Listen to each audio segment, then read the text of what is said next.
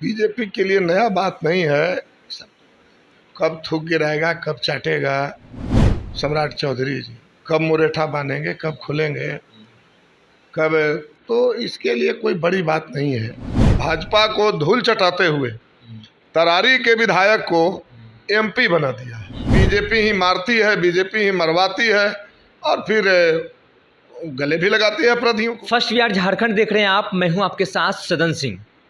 उपचुनाव की डेट का ऐलान अभी नहीं हुआ है, लेकिन पहले ही तमाम पार्टियों में आने जाने का सिलसिला शुरू हो चुका है। लेकिन इस बीच सुनील पांडे, जो कि तरारी विधानसभा से 4 बार के विधायक रहे हैं, वो अपने बेटे के लिए बीजेपी में शामिल हो गए हैं। बेटे के साथ उनको लेकर बैनर पोस्टर भी लगाया गया है, बीजेपी कार्यालय के बाहर लगाया गया, आरजेडी कार्यालय के बाहर लगाया गया और उसमें साफ तौर पर लिखा था कई हत्यारों के ये जिम्मेदार हैं, इस तरीके का बात उसमें लिखा गया था। और उसके बाद बिहार में पुल गिरने का सिलसिला थम नहीं रहा है, लगातार पुलिया ध्वस्त हो रहे हैं। इन्हीं विषयों पर हमारे साथ बातचीत करने के लिए CPI-ML विधायक रामबली सिंह यादव हैं। जिस तरीके से आज सुनील पांडे बीजेपी का दामन थामा है, बेटी के साथ आए हैं, तरारी विधानसभा से वो 4 बार के विधायक रहे, वो चाहते हैं कि वहाँ से अपने बेटा को चुनाव लड़ाने के लिए, लेकिन वहाँ से सुदामा प्रसाद विधायक रहे, लेकिन अब वो आरा के सांसद बन चुके हैं। लेकिन क्या वो आप लोगों की सीट है तरारी विधानसभा, तो इसके ऊपर आपका क्या रिएक्शन है? नहीं, बीजेपी की जहाँ तक बात है तो बीजेपी के लिए नया बात नहीं है।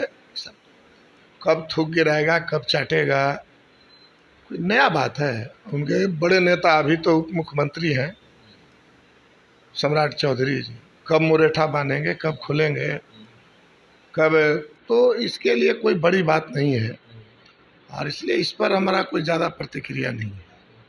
जहाँ तक तरारी विधानसभा का सवाल है, अभी तो उपचुनाव का घोषणा हुआ नहीं है। उपचुनाव का घोषणा होगा तो एक EVM मशीन में 15-16 उम्मीदवारों का नाम हो जाता है। ज़्यादा उम्मीदवार बढ़ेंगे, EVM बढ़ेगा, इस पर क्या ज़्यादा बोलना है। तरारी विधानसभा का परिणाम किसी से छिपा हुआ नहीं है। तरारी विधानसभा 1995 से भाकपा माले के संस्थापक नेता कॉमरेड राम नरेश राम का क्षेत्र रहा है और उस समय गठबंधन भी नहीं था। 1995 से लेकर के 2010 तक, जब तक वो जीवित रहे, वो तरारी विधानसभा के क्रांति के महानायक कॉमरेड राम नरेश राम विधायक रहे। बीच में 10 से लेकर के 15 तक गैप रहा और 15 में सुदामा प्रसाद, उस समय कोई गठबंधन नहीं था, उस समय वो जीते थे और अब तो गठबंधन है।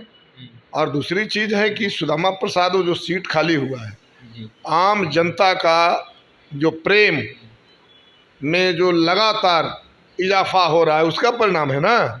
सुदामा प्रसाद जी सांसद बन गए, वहाँ के तरारी के महान जनता और पूरे आरा के महान जनता ने भाजपा को धूल चटाते हुए तरारी के विधायक को MP बना दिया है। तो अब उसमें कौन खड़ा होंगे, नहीं खड़ा होंगे, हम जान ही रहे हैं कि कोई अकेले तो होना नहीं है, उम्मीदवार तो खड़े होंगे ही। लेकिन परिणाम भी सबको पता है कि क्या परिणाम होना है तरारी विधानसभा में। इसलिए तरारी विधानसभा के विषय में हम समझते हैं कि अगर कोई ज़्यादा परेशान है तो ठीक है, चुनाव लड़ने के लिए, आम जनता में लोकप्रियता बढ़ाने के लिए चुनाव एक अवसर है, इसका इस्तेमाल लोग करें। भाजपा वाला भी कोशिश कर रहा है, लेकिन परिणाम सबको मालूम है। लेकिन सबसे बड़ी बात यह है कि उपचुनाव से पहले अभी डेट का भी घोषणा नहीं किया गया है इलेक्शन कमीशन की तरफ से, लेकिन तमाम लोगों का आने जाने का सिलसिला शुरू हो चुका है। आरजेडी में भी राज्य सुप्रीमो लालू प्रसाद यादव के पास पैर भी पहुंचा है, बीजेपी में भी शामिल हुए हैं, कुछ लोग शामिल हो रहे हैं। लेकिन आप लोगों की सीट वो है, 4 सीट है, लेकिन 1 सीट तरारी आप लोगों का है, तो वहाँ से आप लोगों के तरफ से कौन उम्मीदवार होंगे? देखिए, ये निर्णय तो हमारी पार्टी करेगी ना, और महागठबंधन करेगा। और उसके जो बड़े नेता हैं जिनकी जवाबदेही सौंपी गई है, उनके तरफ से अभी कोई जानकारी नहीं दी गई है।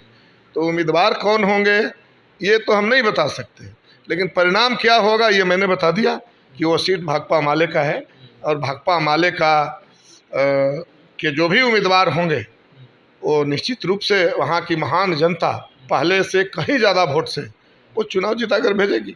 इसलिए उसमें कोई इफ बट और उम्मीदवार वो केवल विषय नहीं है। और जहाँ तक बीजेपी की बात है तो अब तो ये पोल खुल रहा है कि ये जो पूरे बिहार में अपराध बढ़ता है या पूरे देश में जहाँ कहीं भी अपराध बढ़ता है उसके केंद्र में बीजेपी होती है। बीजेपी ही मारती है, बीजेपी ही मरवाती है और फिर गले भी लगाती है अपराधियों को। ये कोई नई बात नहीं है। तो आज अपराधियों को गले लगा लिए बीजेपी? अब हम कह रहे हैं, ये मैं कह रहा हूँ, बीजेपी ने ऑफिस पर पोस्टर साटा था। बीजेपी के प्रदेश कार्यालय के बाहर पोस्टर छपा और उसके बाद फिर आरजेडी के प्रदेश कार्यालय के बाहर। मैं तो कह ही रहा हूँ कि जब उनके बाहर अपराध कोई अपराधी करेगा तो थोड़े कहेंगे कि वो हमारा समर्थक अपराधी है, हमारा आदमी अपराधी है।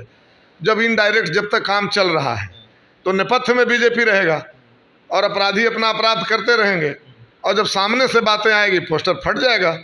ये कोई नई बात नहीं है। लेकिन बीजेपी कहती है कि हम अपराधियों और बलात्कारियों और जो भी इस तरीके के लोग होते हैं हम उनको संरक्षण नहीं देते। लेकिन आज ये तो आप आंख से देख रहे हैं ना, आंख से देख। इसलिए बीजेपी पर ज़्यादा कहना जो है, बीजेपी पर ज़्यादा कहना जो है वो मैं उचित नहीं समझता हूँ। बीजेपी के विषय में पूरे बिहार पूरे देश के लोग जानते हैं कि बीजेपी क्या है, कब किसके खिलाफ पोस्टर निकाल लगाएगा, कब जो है फाड़ देगा, कब मुरेठा बांधेगा, कब मुरेठा खोल के फेंक देगा। ये सब भाजपा वालों के लिए आम बात है। कुर्सी उनका सबसे प्रिय है और उसमें न अपना है न पराया है। जो भी बोलेंगे परिवारवाद पर बोलेंगे।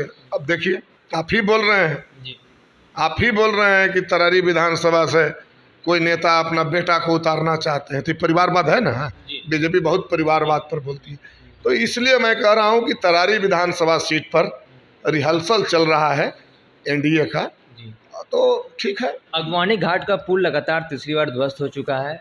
जेडीयू के ही विधायक हैं पर्वता से खगड़िया से डॉक्टर संजीव, उन्होंने सीबीआई की मांग की है कि उस पुल का जो निर्माणाधीन पुल है उसकी सीबीआई जांच होनी चाहिए। लगातार गिर रहा है। यही तो सवाल है कि नीतीश कुमार जी सुशासन, विकास, न्याय के साथ विकास है, जीरो टाल रहे हैं, यही सब तो इनकी एजेंडा था। लेकिन बीजेपी के साथ रह करके क्या ये एजेंडा पर काम करना संभव है? और इसीलिए हम कह रहे हैं, जब विकास की बात कर रहे हैं तो न्याय के साथ आप विकास कर रहे थे तो विकास की हालत देखा गया, पुल गिर रहा है। यही तो आज आप 16वां 17वां पुल बता रहे होंगे, हमको गिनती भी ठीक से याद नहीं है।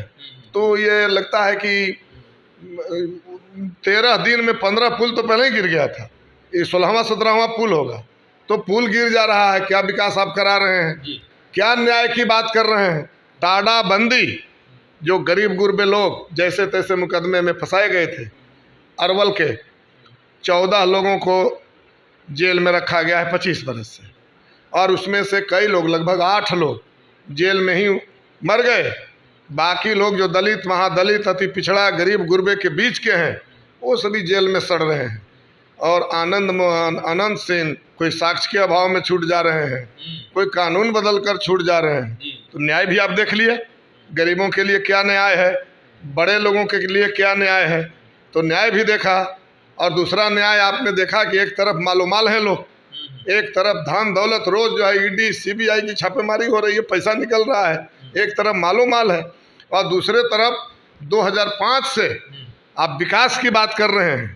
और 94 लाख परिवार, जिसको सरकार ने सर्वे करके बताया, नीतीश कुमार ही अपने मुंह से, सब लोगों ने सुना होगा कि 6000 प्रति माह आमदनी से भी कम पर वो जिंदा है किसी तरह से।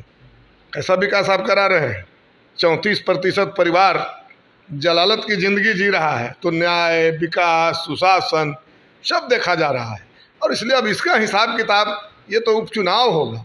उपचुनाव में क्या लाल टपक रहा है बीजेपी वालों को कि उपचुनाव में तरारी जीत जाएंगे, ये जीत जाएंगे। अरे भाई, जो भी सीट खाली हुआ है वो सारे लोग कोई रिजाइन नहीं दे दिए हैं, कोई पार्टी से निकाल नहीं दिए गए हैं, कोई अप्रिय घटना के शिकार होने से सीट खाली नहीं हुआ है, लोकप्रियता के कारण सीट खाली हुआ है।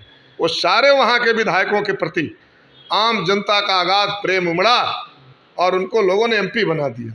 तो आप खाली हैं तो इलार टपकने से आपको ही सीट हो जाएगा? फालतू की बात है, रिहर्सल है, नाटक है बस। आप सुन रहे थे सीपीआई-एमएल विधायक रामबलि सिंह यादव को। आगे की अपडेट के लिए आप बने रहिए फर्स्ट बिहार झारखंड पर। मैं सदन सिंह, पटना। 26 वर्षों में 17,000 से अधिक डॉक्टर बना चुका बिहार एवं झारखंड के छात्रों एवं अभिभावकों के बीच सर्वाधिक विश्वसनीय एवं लोकप्रिय संस्थान गोल, नेशंस लीडिंग इंस्टीट्यूट। हमारा विश्वास गोल के साथ